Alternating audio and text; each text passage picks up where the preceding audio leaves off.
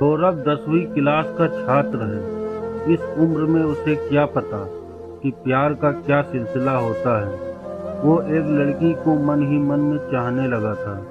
एक दिन सौरभ अपने कॉलेज जा रहा था, तभी उसकी नज़र एक लड़की की नज़रों से टकराती है, जिसे देखने के लिए वहीं जम गया।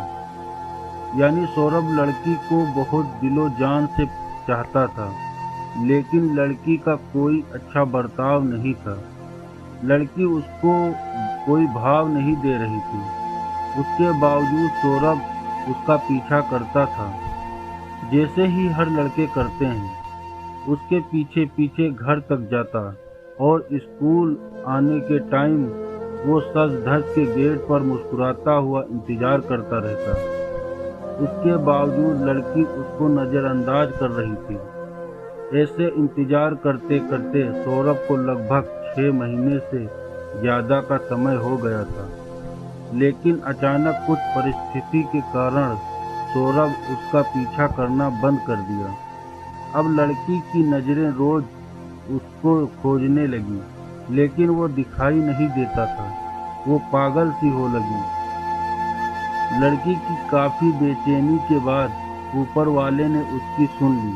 सौरभ उसको रास्ते में अचानक दिखाई पड़ता है, तो वो उसके पीछे जाकर घबराई सी खड़ी होती है और पूछती है, सौरभ कहाँ थे?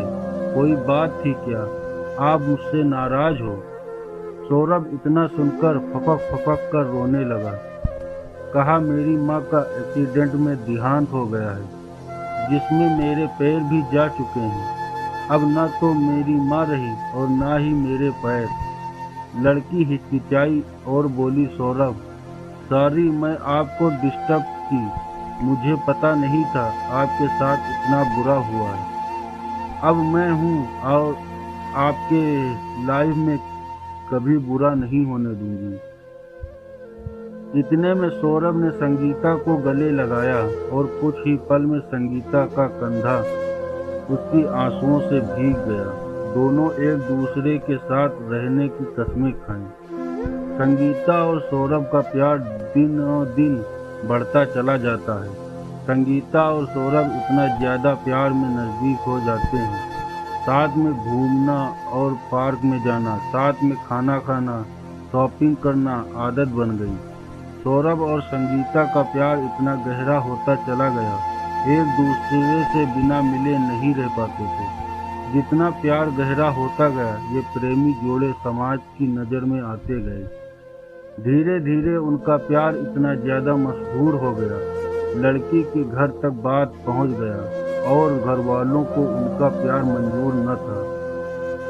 उस लड़की के घर वालों ने उसका कॉलेज जाना भी बंद कर दिया और उसका मोबाइल फ़ोन भी छीन लिया और घर से बाहर भी निकलने नहीं देते थे।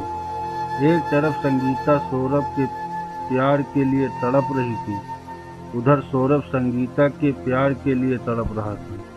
वो एक दूसरे के प्यार में इतने मजबूर हो गए थे, सिर्फ एक नज़र देखने के लिए तरस गए थे। और संगीता के घर वालों ने उनकी शादी का प्लान बना रहे थे।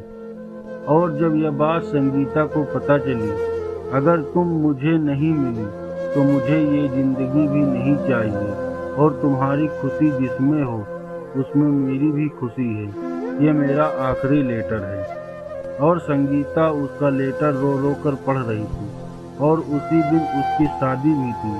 संगीता को सौरभ से जुदाई बर्दाश्त नहीं हुई, इसीलिए संगीता ने शादी से पहले ही जहर खा लेती है, जिसके कारण उसकी मौत हो जाती है। और ये सूचना सौरभ तक पहुंचती है। सौरभ उसकी मौत का सदमा बर्दाश्त नहीं कर पाता है, जिसके कारण वो भी अपनी जान दे देता है।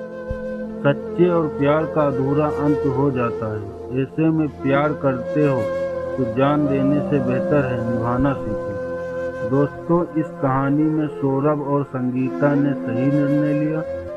क्या दोनों प्रेमियों को मौत के अलावा और कोई रास्ता नहीं मिला? दोस्तों, यह पूरी तरह से गलत है। आपके अनुसार दोनों को क्या करना चाहिए था? कमेंट में बताएं। अगर कहानी पसंद आए तो लाइक और शेयर करें हमारे चैनल पे। नए हैं तो चैनल को सब्सक्राइब करें। धन्यवाद।